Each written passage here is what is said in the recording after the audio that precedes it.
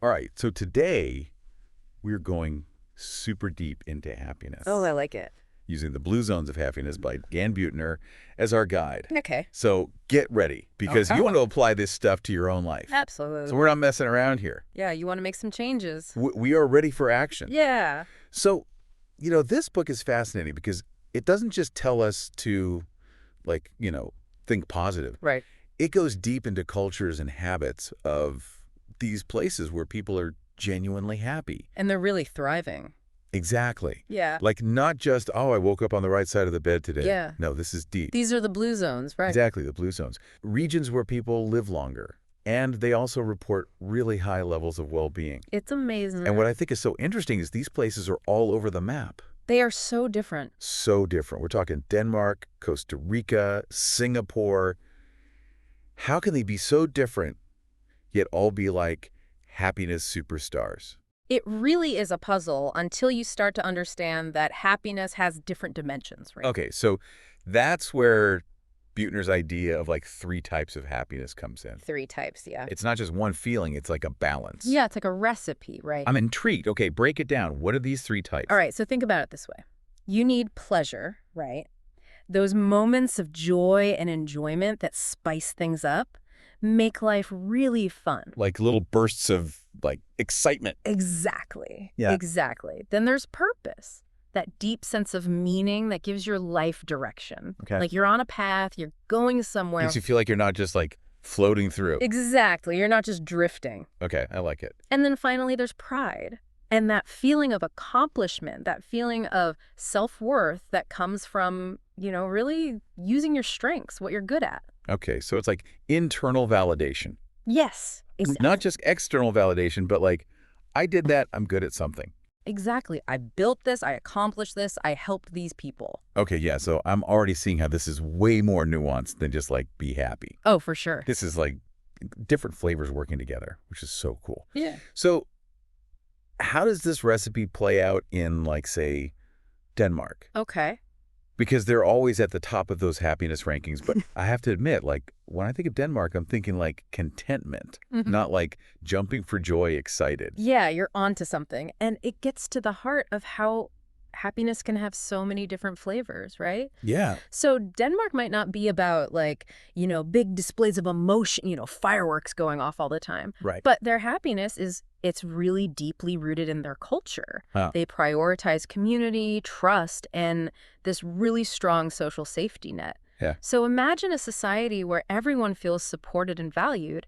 I mean, that's going to lead to a deep sense of contentment. It's like the ultimate sense of belonging, almost like a big happy family kind of vibe. A big happy family, absolutely. Yeah, and I've always been fascinated by, their concept of hig. Of course, everyone loves hig. It sounds so cozy and comforting. Right. But is there more to it than just like fuzzy blankets and candlelight? There is. And a lot of people don't realize there's actually a physiological side to hig. Really? Yeah. So think about those cozy gatherings with loved ones, those moments of quiet contemplation by the fire. Yeah. I mean, those actually trigger the release of hormones, things like oxytocin, Oh, wow. which promotes bonding and actually reduces stress. So it's like a built-in system for well-being. It really is. It's like a hack, right? It is. It's amazing. Yeah. So it's not just about feeling good in the moment. It's actually like rewiring your brain It is. for happiness. Yes. Long term. I I could see how that ties into the pleasure dimension. For sure. What about purpose and pride in Denmark? Like, are they all work and no play? Not at all. Danes definitely have a very strong work ethic, but they also really, really value work-life balance. So their system allows them to pursue passions, contribute to their communities, and feel valued for their work. Nice. So it's a system where hard work is rewarded, not just financially, but with time, ample time for personal fulfillment. Okay, so it's not about working hard. It's about working smart Exactly. and having the space to actually enjoy the fruits of your labor. Absolutely. Okay, I like it. Now, on to sunnier climates. Costa Rica. Pura vida. Pura vida, exactly. It seems like their whole philosophy is all about embracing the simple joys of life. It really is. I mean, pura vida, which literally means pure life, it's not just a saying. It's really ingrained in their culture. It's a way of life. It's about slowing down, appreciating nature, and fostering those really strong family and community ties. Okay. They've really figured out that happiness isn't about chasing material possessions, but about finding joy in those everyday moments. Yeah, the little thing. The little things, absolutely. Okay, so I can see how that ties into that pleasure dimension for sure. Oh, yeah. But is there a sense of purpose in that laid-back lifestyle? Because it seems almost too carefree. That's a really good point. I think it challenges our assumptions about what purpose looks like, right? Yeah. So for Costa Ricans, purpose is really deeply intertwined with their connection to nature, their families, and their communities. Okay. They find meaning in simple living, in caring for the environment, and really nurturing those close to them. That's right. So it's a different flavor of purpose for sure, but equally fulfilling. So purpose doesn't have to be this like grand, saving the world, huge, big thing. Not at all. It can be quiet, it can be intimate, it can be everyday. Okay, yeah, I like that. This is where it gets really interesting, okay. Our last blue zone is Singapore. Oh, Singapore. Interesting choice. Now this one throws me for a loop. Okay, because Singapore is all about efficiency, hard work, fast-paced lifestyle. Right. How does that fit into the happiness equation? It really challenges us to expand our understanding of happiness. Right. So Singapore might not have those cozy hig vibes or that carefree Pura Vida spirit, but their recipe for happiness is just as potent, just as strong. Okay. It's rooted in a very strong sense of security, order, and respect. Okay, so instead of relaxation and slow living, it's about knowing your place in a well-functioning system. Absolutely. You said it perfectly. Okay. Does Yep. that tap into pride more than the other dimensions? You're exactly right. Singaporeans take a lot of pride in their contributions to a successful society. Mhm. They value hard work, achievement, and knowing that their efforts are recognized and appreciated. Okay. It's a system that thrives on order, on efficiency, on this sense of collective responsibility, which for them translates into feeling secure and belonging. That makes sense. Okay, so we've got these three, very different flavors of happiness. Yeah. Denmark's community-driven hig, Uh-huh. Costa Rica's laid-back Pura Vida, Right. and then Singapore's this, order and achievement. It's fascinating to see how these cultures have, cracked the happiness code. They really have. And in such different ways. In their own unique ways, yeah. But is there, a common thread? Is there, a universal formula that kind of ties them all together? That's the beauty of Buettner's research. Despite all of these differences, he found a happiness formula that shows up in all the blue zones. Really? Yeah. It's not about specific activities, but about cultivating certain internal states and really focusing on what truly matter. I go, spill the beans. What's this magic formula? Welcome back to our deep dive into happiness. We were just uncovering those really interesting ways different cultures achieve it. Yeah, we talked about Denmark with their hig, Right. Costa Rica and Pura Vida, Yes. and then Singapore. With that focus on order and achievement. Exactly. And now I'm dying to know, what's that universal happiness formula that ties these, super unique places together? Okay, great question. I'm ready to roll up my sleeves and see how I can, apply it to my own life. That's the spirit. Yeah. Okay, so Buettner breaks down the formula into 3 key elements. Okay. Life satisfaction, All right. Yeah. positive affect, Okay. and purpose. Okay, let's break this down one by one. So, life satisfaction, that sounds pretty straightforward. Is it just feeling content with your life overall? It's more than just contentment. It's about really looking at the big picture and feeling a sense of fulfillment. You've accomplished things, you appreciate your relationships, you feel good about the life you've built. Okay, so it's not about chasing some elusive state of perfect happiness, Right. but about recognizing and appreciating the good things you already have.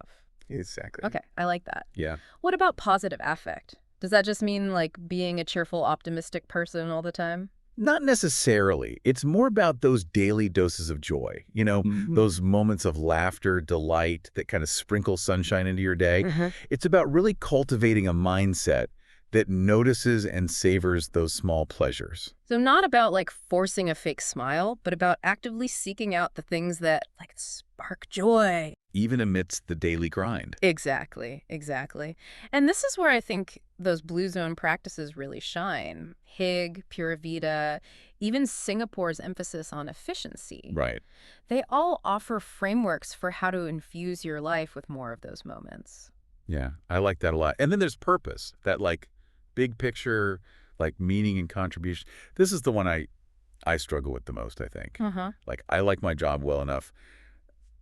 I wouldn't say it's my calling, how do you find that sense of purpose when you're not, like, saving the world? This is a really common struggle, and I think it's important to remember that purpose doesn't have to be about grand gestures or, having this very specific job title. Right. It's about aligning your actions with your values Okay. and finding ways to contribute to something larger than yourself. So it's not about finding the perfect job, Right. but about seeking out those opportunities for meaning Yeah. within, your existing work and life. Absolutely. It could be mentoring a colleague, taking on a challenging project that uses your strengths, or even finding ways to make your current role more impactful.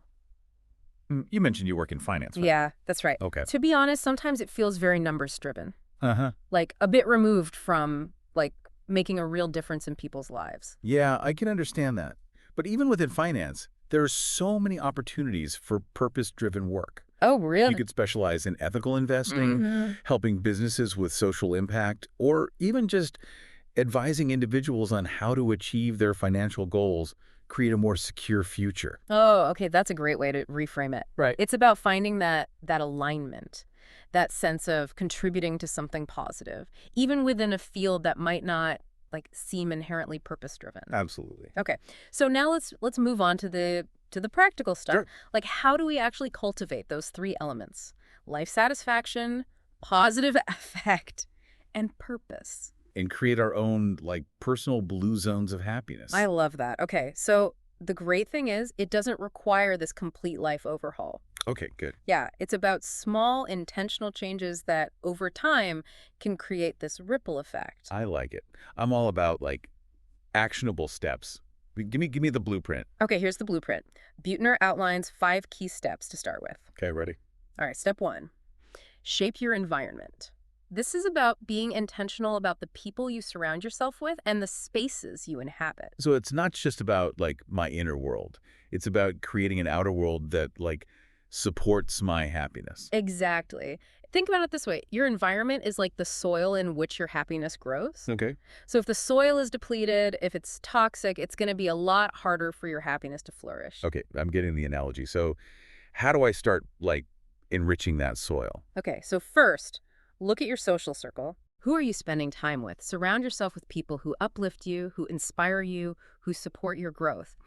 And those who drain your energy, who kind of bring you down. Maybe limit your exposure a little bit. Remember, you're the gardener here. Okay, so it's not about, cutting people out of my life completely, All right. No. but about being more mindful. Exactly. Just being more mindful about the company you keep. Now, let's talk about your physical space. Okay. So, does your home environment spark joy? Or does it spark stress? Is your workspace cluttered and chaotic? Oh my gosh, you're totally hitting a nerve here. My workspace is like a disaster zone. Okay. See, this is something you can work with. No wonder I feel frazzled half the time. Exactly. So this is where we can borrow from those blue zones, right?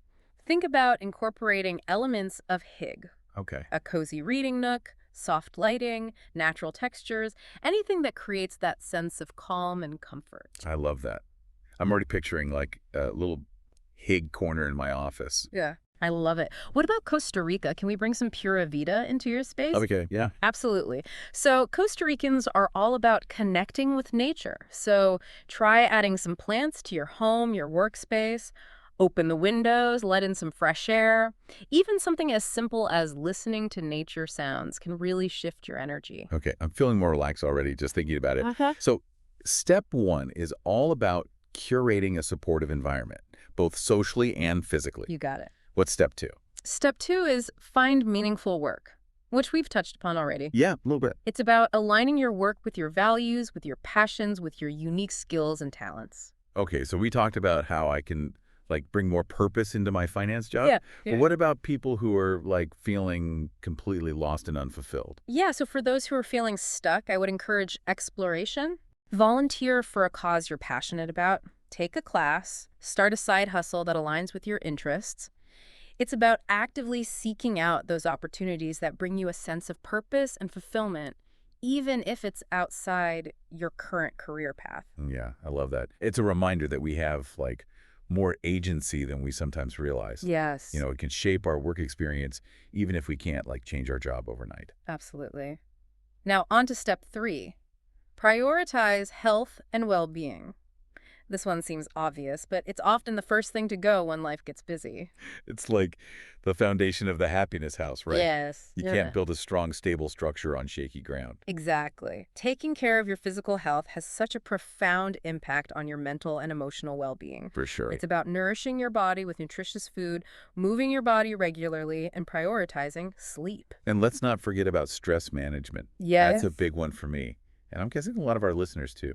Absolutely. And remember, stress isn't always a bad thing. In fact, purpose-driven stress can actually be really motivating. Right. Think about the feeling you get when you're working towards a meaningful goal or challenging yourself to learn something new. It might be stressful, but it's also invigorating. It's motivating. Yeah, that's true. So it's not about eliminating stress altogether, Right. but about like differentiating between the kind that like drains us versus the kind that fuels our growth. Exactly. Exactly. So how do we manage stress in a way that actually boosts our happiness? Yeah, because I know all the usual advice, exercise, meditation, Right. but honestly, sometimes it feels like just adding more to my already overflowing plate. I totally get it. So this is where we can learn from those blue zone cultures again. Okay. Think about how Danes use hig to unwind and connect with loved ones. Yeah. Costa Ricans prioritize time in nature. Even in bustling Singapore, they have these designated green spaces for relaxation and rejuvenation. It's about finding those activities that help you de-stress and recharge, even if it's just for a few minutes each day. Okay, feeling calmer already, just thinking about it. I love it. What's step 4? Step 4 on our happiness journey is cultivate gratitude and positivity. This one is simple, but incredibly powerful. Okay. I have to admit, I struggle with gratitude sometimes. Uh-huh. It can feel a little forced or cheesy. I get it. Like, I should be grateful I didn't get hit by a bus today. Right, right. But think of gratitude as a muscle you can strengthen with practice. Okay. It's not about denying the negative. It's about intentionally shifting your focus to the positive. Okay. So instead of dwelling on what you lack, you take time each day to appreciate the good things, no matter how small. So even something as simple as like a delicious cup of coffee or a sunny morning can be like a gratitude moment. Absolutely, absolutely. And when you start looking for those positive things, you'll be surprised how many you find. It's like you're training your brain to see the good, which in turn makes you feel happier. Okay.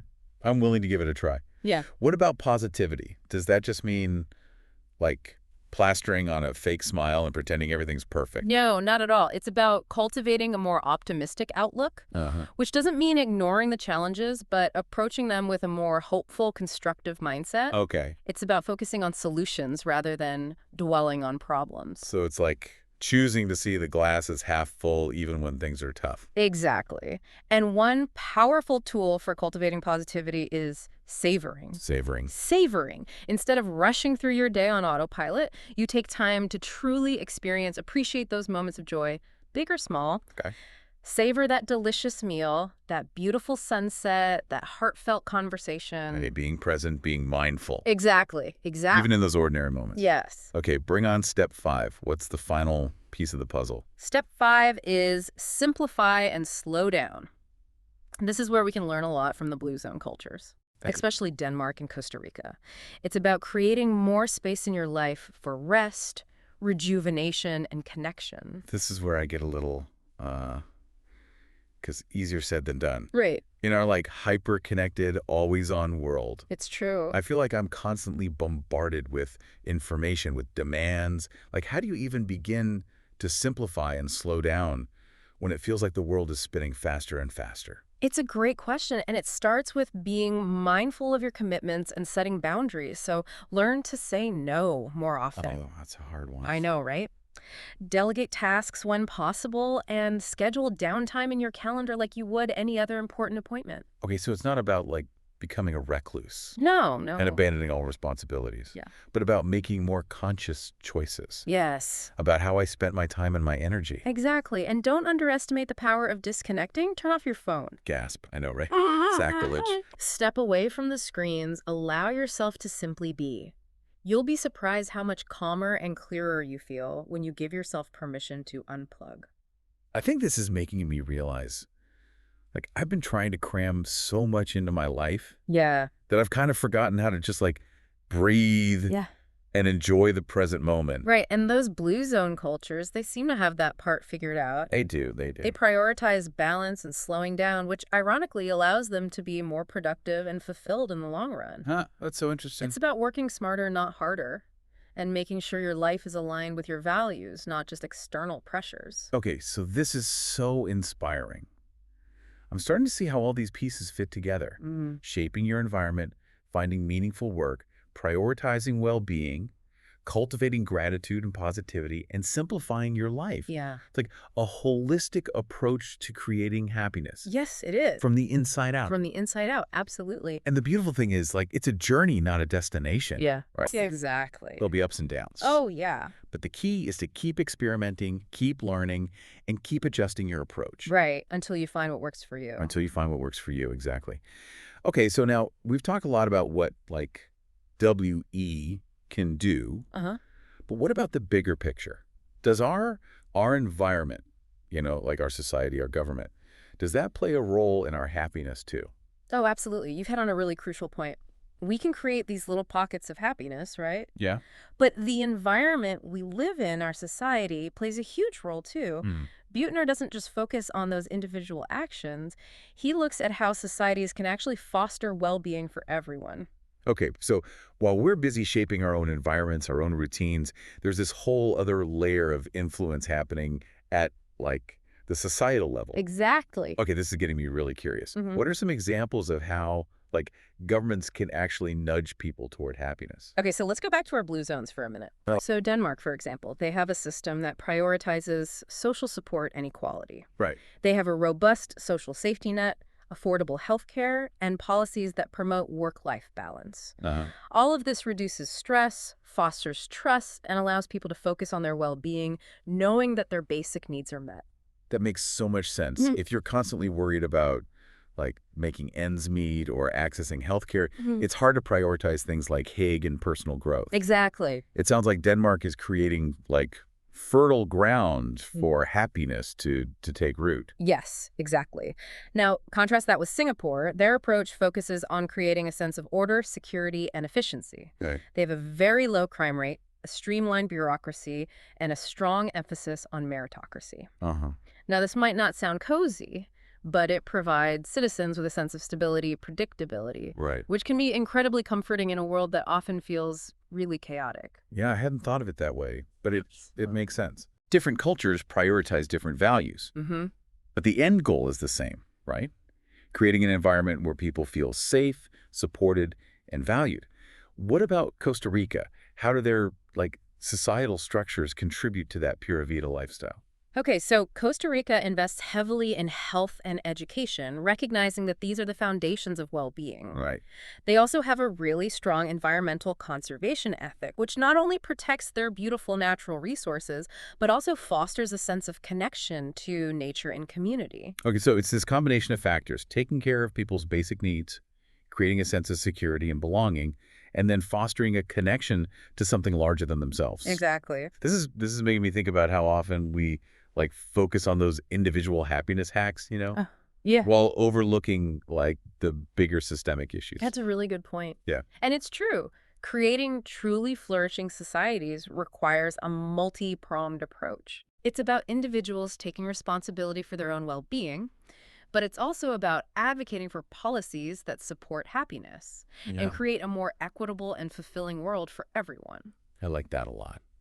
Okay, so we've explored the 3 types of happiness. We've learned about the Blue Zone's unique approaches, uncovered Buettner's happiness formula.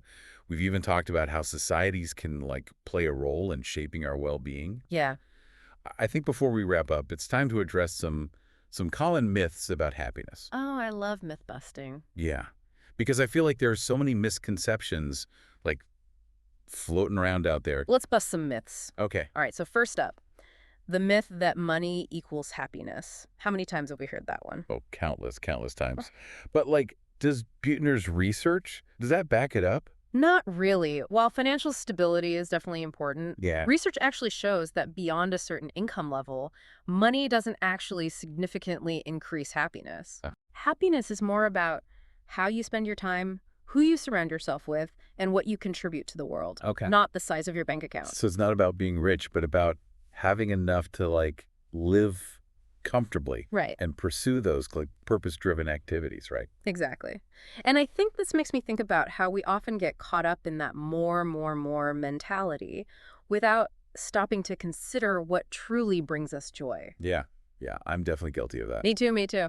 It's a trap that's easy to fall into. It is. Okay, now what about the myth that happiness is about avoiding stress at all costs? Ooh, I hear this one all the time. I know, right? People are like obsessed with stress reduction and like self-care.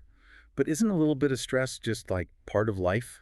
Yeah, Buettner actually argues that some stress can be really beneficial, Really? especially purpose-driven stress. Okay. So think about the feeling you get when you're working toward a meaningful goal or challenging yourself to learn something new. It might be stressful, but it's also invigorating, motivating. So it's not about eliminating stress altogether, Right. but about like differentiating between the kind that drains us and the kind that fuels our growth. You got it. And finally, let's debunk the myth that happiness is a solo pursuit. Ooh, this one's so important. We've talked a lot about like the importance of community, of connection. Right. I'm guessing Buettner's research kind of supports that idea. Absolutely. We are social creatures by nature, and our relationships play a vital role in our happiness. Yeah. And the blue zones demonstrate this beautifully. Uh-huh. From the cozy gatherings of Hig to the strong family ties of Pura Vida, happiness thrives in connection, in community. This is making me think about how often we try to like achieve happiness in isolation Yeah, without realizing that we're like actually wired for connection. right. It's a good reminder to like prioritize our relationships, seek out those communities that make us feel supported and loved. Beautifully said. Now, before we wrap up this deep dive, I would love to leave you with a final thought. We've explored 3 distinct blue zones. Yeah. Denmark, Costa Rica, and Singapore. Which one resonated with you the most and why? Ooh, that's such a good question to ponder. Yeah. I have to admit, I'm really drawn to the Hague lifestyle of Denmark. I love the idea of like creating that warm, cozy atmosphere Uh-huh. and prioritizing those like simple pleasures in life. Especially like after hearing about the science behind it, how it actually like reduces stress and promotes well-being. I'm feeling really inspired to bring some Hig into my own life. What about you? Which blue zone speaks to your soul? I think I'm quite drawn to Costa Rica's Pura Vida philosophy. Yeah. I love their emphasis on slowing down, appreciating nature, and fostering that deep sense of connection to the present moment. Yeah. It's a good reminder that happiness isn't about chasing some future goal, but about finding joy in the simplicity of life. This has been an incredible journey. I feel so inspired. I feel empowered to like create my own blue zone of I happiness. love that. It's a reminder that happiness is not some elusive destination, but a series of choices that we make every day. So well said. And remember, you don't have to do it all at once. Right. Start small, be consistent, and trust the process. Even the smallest changes can have a ripple effect on your well-being. Well said. To our amazing listener, thank you for joining us on this deep dive. We hope you've gained some valuable insights Yes. and are feeling motivated to create a life filled with joy, purpose, and fulfillment. Until next time, may your journey be filled with happiness, and may you discover your own unique path to a truly fulfilling life.